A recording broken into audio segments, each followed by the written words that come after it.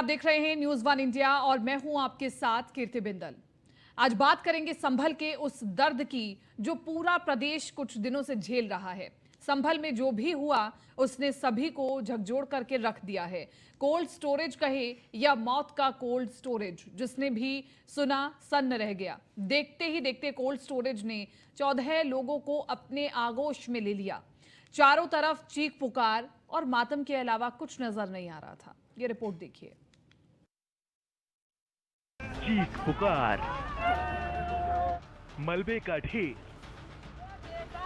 रोती बिलखती महिलाएं, लोगों का गुस्सा। यह बयां करती है उस दर्द को जो इन लोगों ने झेला है। उन मजदूरों को क्या पता था कि उनके परिवार का पेट भरने वाला कोल्ड स्टोरेज आज उनके लिए काल बनकर आएगा। जो भी हुआ उसने सबको सोचने पर मजबूर कर दिया कि जिंदगी का कोई भरोसा नहीं है। मानो वो उस दिन शीतगृह नहीं शवगृह बन गया हो। यह चारों तरफ मची चीख पुकार उन अपनों को पुकार रही है जो कोल्ड स्टोरेज के नाम पर चल रहे मौत के स्टोरेज में काम करने के लिए गए थे, लेकिन फिर कभी वापस नहीं आ पाए। संभल जिले के इस कोल्ड स्टोरेज की जब भी चर्चा होगी, इसको मौत के कोल्ड स्टोरेज के नाम से जाना जाएगा। मृतकों के परिजन जब भी इसको देखेंगे, शायद उनके आंसू छलक ही पड़ेंगे। हम लोग उत्तर प्रदेश के जनपद संभल में है। ये वो जगह है जहां पर मौत के सौदागर ने यहाँ पर मौत बरसाई थी और लालच के चक्कर में ये चैम्बर, जिस तरह से आप देख रहे हैं किस तरह से ये चैम्बर बनाया गया था और किस तरह से व्हील किए गए थे, और यहाँ पर करीब 42 घंटे तक रेस्क्यू चला था। इस रेस्क्यू के बीच में यहाँ पर 14 लाशें निकाली थी उन इंसानों की जो बेकसूर थे। बेकसूर उस लालच के चक्कर में उन लोगों की जान गई थी, जिसने कोल्ड स्टोर मालिक ने जिस तरह से ये कैंपस बनाया गया था। यहाँ पर पूरा तरह से प्रशासन और सभी लोग लगे हुए थे। करीब 42 घंटे के बाद 14 लाशें यहाँ से निकाली गई हैं। फिलहाल अंतिम संस्कार उनका किया जा रहा है। बताया जा रहा है कि दोनों जो आरोपी हैं उनको भी गिरफ्तार कर लिया गया है। इधर परिजनों का कहना है कि लगातार जो लोग आरोपी हैं उनको फांसी के फंदे पर लटकाया जाए, जिससे कि वो लोगों को हिदायत मिले कि लालच के चक्कर में किसी इंसान की बेवजह जान नहीं लेनी चाहिए। मैंने दिखाना चाहूँगा कि लगातार किस तरह से यहाँ लगातार आलू और ये उनका सामान पड़ा है। लगातार पुलिस प्रशासन यहाँ पर मुस्तैद रही है, पूरी तरह से यहाँ कार्रवाई की गई है और हर अधिकारी की निगाह थी। उन परिजनों की आंखों लगातार नम है। सिर्फ वो अपने लोगों को तलाश कर रहे थे, उनकी निगाहें तलाश कर रही थी कब उनका इस मलबे से जिंदा निकलेगा या मरा हुआ।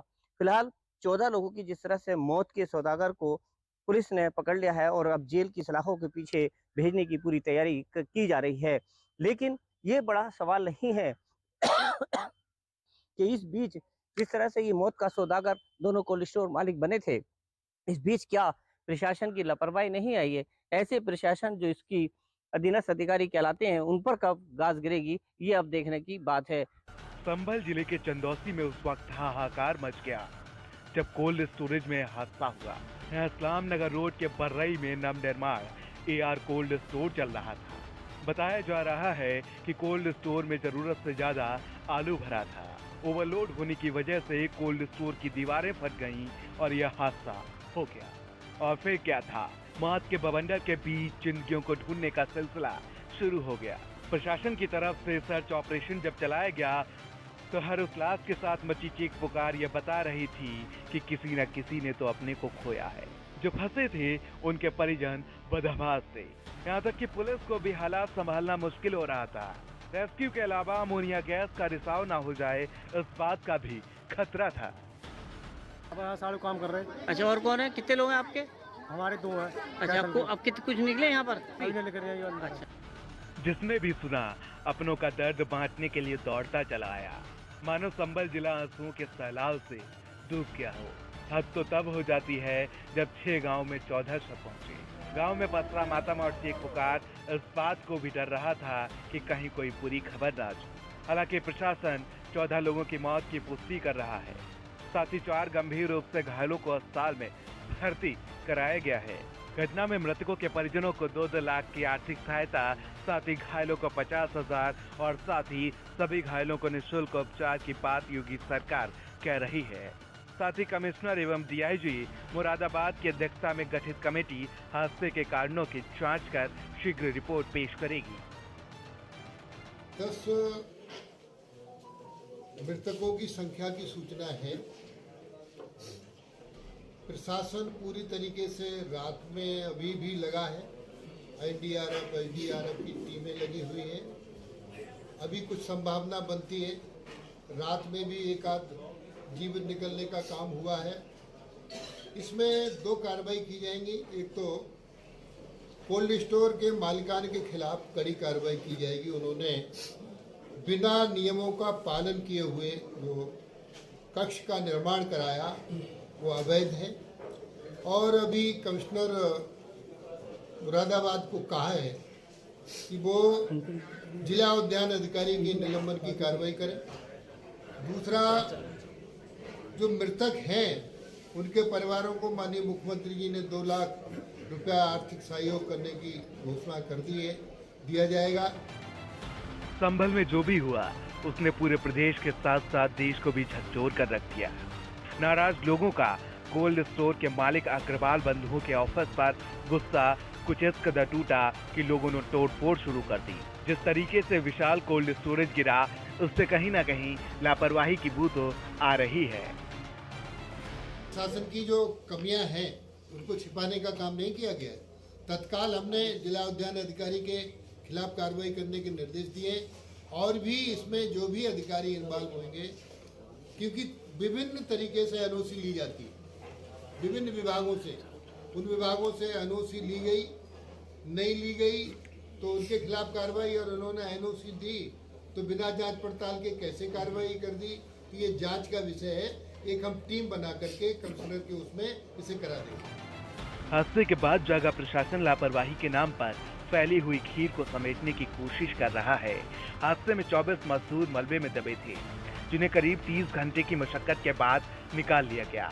आधिकारिक प्रशासनिक आंकड़े के अनुसार हादसे में 14 मजदूरों की मौत हो गई है, जबकि 6 को प्राथमिक उपचार के बाद छुट्टी दे दी गई है, जबकि 4 मजदूरों का इलाज अभी भी लगातार जारी है। हादसे के बाद रोहदास नाम के मजदूर के पिता ने कोल्ड स्टोर मालिक अंकुर अग्रवाल और रोहदास अग्रवाल के खिलाफ रुपयों के लालच में न चैम्बर बनाकर आलू भंडारण करने की रिपोर्ट दर्ज कराई है।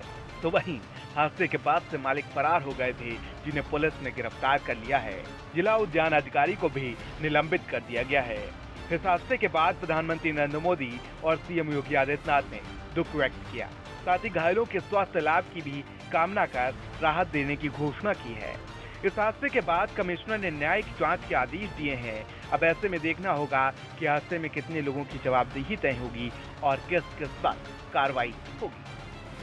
इसमें मृतक की तरफ से, उनके परिवार की तरफ से, उनके परिजनों की तरफ से एक तहरीर थाना चंदौसी में प्राप्त हुई, जिसके आधार पर धारा 304 के अंतर्गत एफआईआर पंजीकृत की गई और 2 नेम्ड अभियुक्त जो इस जो कोल्ड स्टोरेज था इसके मालिक थे और संचालक थे, इन दोनों को गिरफ्तार कर लिया गया है। इनके नाम रोहित अग्रवाल व अंकुर अग्रवाल हैं। इन दोनों को अभी पूछताछ इनके साथ की जा रही है और आज इनको माननीय न्यायालय में प्रस्तुत किया जाएगा। इसमें आसपास के तथा इनके जो कोल्ड स्टोरेज है इसके संचालन में जो लोग लगे हुए हैं, ऐसे अन्य भी करीब 8 से 10 लोगों के साथ पूछताछ की गई। उनसे जो तथ्य हासिल हुए उसके आधार पर इन दोनों लोगों को गिरफ्तार किया गया है। आगे भी इसमें अगर कोई अन्य तथ्य प्रकाश में आता है तो उस पर कार्रवाई। एक पड़ताल में पता चला है कि पूरी बिल्डिंग ही अवैध थी। ऐसा माना जा रहा है कि मानकों को ताक पर रखकर पूरे कोल्ड स्टोर का निर्माण कराया गया है। ना ही किसानों की जान की परवाह की गई और ना ही वहां काम करने वाले मजदूरों की। स्टोर के मालिक को पैसा इतना कीमती लगा कि लोगों की जान उस पैसे के सामने बौनी साबित हुई है और नतीजतन संभल जिले के साथ पूरा प्रदेश सकते में है। ये इमारत किसी मुर्गी खाने से कम नहीं लग रही थी। इमारत की मजबूती के लिए ना तो पिलर बनाए गए थे और ना ही लेंटर में बीम डाले गए थे। कोल्ड स्टोर बनाने में सिर्फ 6 इंच के लोहे की भारी भरकम गाजर टिकाकर इमारत को खड़ा कर दिया गया।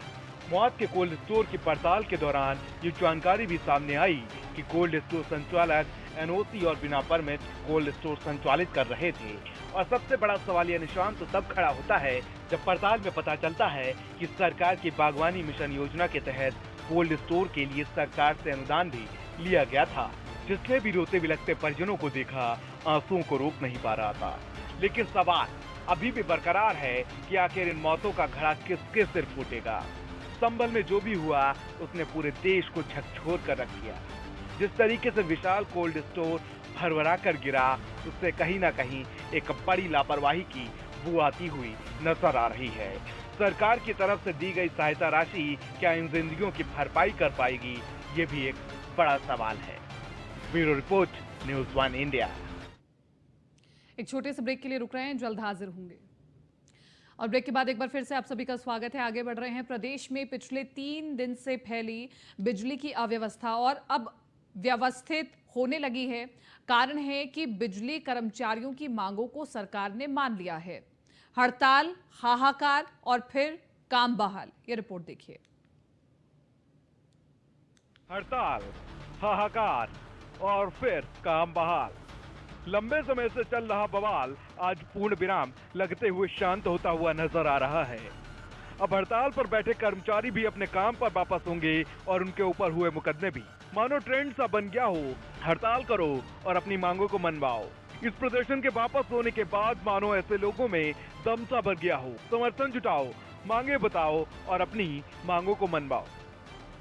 उत्तर प्रदेश वासियों के लिए आज एक राहत की सांस लेने की खबर आई है। जी आपको बता दें कि बिजली कर्मियों की 65 घंटे से चल रही हड़ताल अब वापस ले ली गई है। जी हाँ, ऊर्जा मंत्री ए.के. शर्मा की बातचीत के 5वें दौर के बाद आज यहाँ पे संघर्ष समिति ने इसका ऐलान किया कि 65 घंटे से चल रही बिजली कर्मियों की हड़ताल अब वापस ले ली गई और अभी तत्काल प्रभाव से ये जो पूरी बिजली कर्मियों की हड़ताल थी इसको वापस ले लिया गया। सभी कर्मचारियों को दिशा निर्देश दिए गए हैं कि अपने फीडर, अपने सब स्टेशन पहुंच के बिजली को यथावत निर्विरोध पहुंचाने का काम करें। आपको बता दें कि करीब 65 घंटे से चली इस हड़ताल में 4 से 5 राउंड की बैठक हुई थी, जिसमें खुद मुख्यमंत्री लगातार पल पल की खबर ले थे। आपको बता दो इस बैठक के बाद खत्म होने के बाद उन 3000 जो संविदा कर्मी थे जिनको बर्खास्त किया गया था, 22 ऐसे कर्मचारी थे जिसमें एस्पा लगाया गया था और करीब 29 ऐसे कर्मचारी थे जिनके ऊपर मुकदमा दर्ज किया था। उनके खिलाफ जो कार्रवाई की गई थी उनको भी निरस्त करके वापस लिया गया है और सभी कर्मचारियों से अपील की गई है कि वो जल्द से जल्द अपने नजदीकी स्टेशन, अपने कार्यरत जगह पर पहुंच के निर्बाध बिजली पहुंचाने का काम करें। ए.के. शर्मा ने आज यहाँ पे प्रेस कॉन्फ्रेंस में एक बात कही कि जिस तरीके से संघर्ष समिति का धन्यवाद देता हूं, उन बिजली कर्मियों का धन्यवाद देता हूं, उनकी जो बातें थी उनको मान लिया गया है। जिस तरीके से 3 दिसंबर का जो मसौदा तैयार किया गया था उस पर विचार किया जाएगा और साथ ही साथ उन्होंने यूपीसीएल के जो चेयरमैन हैं उनको भी दिशा निर्देश दिए गए हैं कि वो सभी साथी कर्मचारियों को धन्यवाद दें और उसको काम वापस लौटने का आदेश भी दें, जिससे कि उत्तर प्रदेश की जनता जो पिछले 65 घंटे से अंधेरे का दस रही थी उसको राहत की सांस देने का काम किया गया है। तस्वीरों में दिखाई दे रही ये वही बिजली कर्मचारी हैं जो पिछले कई दिनों से प्रदेश को ऊर्जा से दूर रखकर अपनी ऊर्जा का दम भर रहे थे। इन्होंने साफ कर दिया कि भैया सरकार का ये रवैया अब नहीं चलने वाला है। इनकी मांगे जिस तरीके से मानी गई हैं, उससे कहीं ना कहीं आने वाले समय में कई और आंदोलनों को भी जन्म देने की वो अभी से आ रही है। संयुक्त संघर्ष समिति के तत्वाधान में बिजली कर्मचारियों ने 3 दिन तक हड़ताल जारी रखी। बिजली कर्मचारियों की मांग थी कि सरकार 15 सूत्री मांगों को पूरा करे।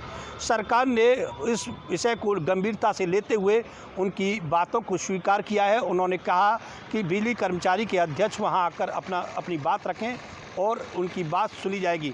इस बात को लेकर लगातार बिजली कर्मचारी इस हड़ताल को लेकर जारी कर रहे थे और उन बिजली कर्मचारियों में आक्रोश दिखाई दे रहा था और कल डीवीएनएल ऑफिस के बाहर बिजली कर्मचारियों ने जमकर नारेबाजी की। उसके बाद संयुक्त संघर्ष समिति ने उस हड़ताल को वापस किया है और हड़ताल खत्म की है। ये वही कर्मचारी हैं जो जनता की परेशानियों को भूल अपनी मनमानियों पर उतारू हो गए थे। इन्हें इस बात की बिल्कुल भी परवाह नहीं थी कि बढ़ती गर्मी से लोगों का क्या हाल होगा और इनकी वजह से किसी किसान की फसल भी सूख सकती है।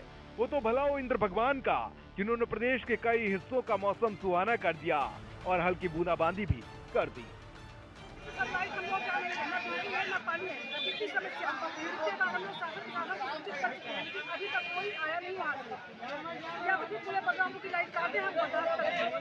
लेकिन जो है ये है कि एक लाइट चाहिए और सब जहाँ लाइट है कि बर्दाश्त से बाहर है। हम लोग जब तक लाइट नहीं आएगा हम लोग यही चक्कर। बिजली कर्मचारी नेताओं और ऊर्जा विभाग की इस लड़ाई में आम आदमी परेशान हुआ है। स्कूली बच्चों के एग्जाम्स हैं, इन्वर्टर बैटरी भी धोखा दे गए थे। एक तरफ कर्मचारी नाराज होकर धरने पर बैठे थे तो दूसरी तरफ कई जिलों के लोग बिजली कटौती से परेशान होकर सड़कों पर उतरकर प्रदर्शन करने लगे थे। स्थिति ये हो गई थी कि नाराज लोगों ने नेशनल हाईवे तक जाम करना शुरू कर दिया। पानी और मोबाइल चार्जिंग को तरस रहे लोग अब सड़कों पर उतरकर प्रदर्शन करने लगे थे। बिजली न होने से सबसे ज्यादा मार ई रिक्शा चालकों को झेलनी पड़ी थी, जिसके तहत शहर में जाम की जड़ कहे जाने वाले ई रिक्शा सड़कों से गायब दिखे। मैं एक बार फिर विद्युत कर्मचारियों के संगठनों का, विशेष रूप से संघर्ष समिति का, ये आंदोलन खत्म करने के लिए मैं बहुत बहुत धन्यवाद करता हूं। मैं उनसे निवेदन करता हूं कि अपने कर्मचारी मित्रों को प्रेषित करें कि अपने अपने काम पर वो वापस लौटें, और विशेष रूप से जिन जगहों पे विद्युत आपूर्ति बाधित है उन जगहों पे जाकर के, चाहे फीडर हो, चाहे सब स्टेशन हो या अन्य कोई संस्थान हो, उन जगहों का तुरंत वो नियंत्रण ले लें, तुरंत जनता की सेवा में लग जाएं। मैं एक बार फिर से संघर्ष समिति के पदाधिकारियों का बहुत बहुत धन्यवाद करता हूं। विद्युत संघर्ष समिति ने हमारे साथ पिछले कई महीनों में कई राउंड बातचीत किया है। उन बातचीत में कुछ बातें लिखी पढ़ी गई हैं, कुछ बातें लिखी नहीं भी गई हैं, लेकिन उनकी भावनाएं हैं, उनकी मांगे हैं। उन सभी बातों पे हम लोग वार्ता करके उनको साथ की हद तक पहुंचाने का प्रयास करेंगे। साथ ही वर्तमान आंदोलन के परिप्रेक्ष्य में जो कार्रवाइयां हुई हैं उन्हें भी वापस लेने का इनका निवेदन था, इनकी प्रार्थना थी। उस पर ध्यान रखते हुए मैंने यूपीपीसीएल के चेयरमैन को निर्देश दिया है कि उन कार्रवाइयों को भी वापस। ऊर्जा मंत्री के शर्मा और चेयरमैन एम देवराज से बातचीत खत्म होने के बाद संघर्ष समिति हड़ताल खत्म करने की घोषणा कर चुकी है। संघर्ष समिति और कॉरपोरेशन सोमवार को हाईकोर्ट में अपना पक्ष रखेगा। हड़ताल खत्म होने की घोषणा के बाद ऊर्जा मंत्री के शर्मा ने कहा कि सरकार की ओर से कर्मचारियों की सभी मांगों पर सकारात्मक तरीके से विचार किया जा रहा है। सरकार पहले भी वार्ता के लिए तैयार थी और आज भी वार्ता सकारात्मक रही है। आज इन कर्मचारियों के घरों में लड्डू तो बटेंगे, साथ ही कई घरों में रोशनी भी लौटेगी। Bureau report, news 1 India. फिलहाल इस बुलेटिन में मेरे साथ इतना ही। दीजिए इजाजत। नमस्कार।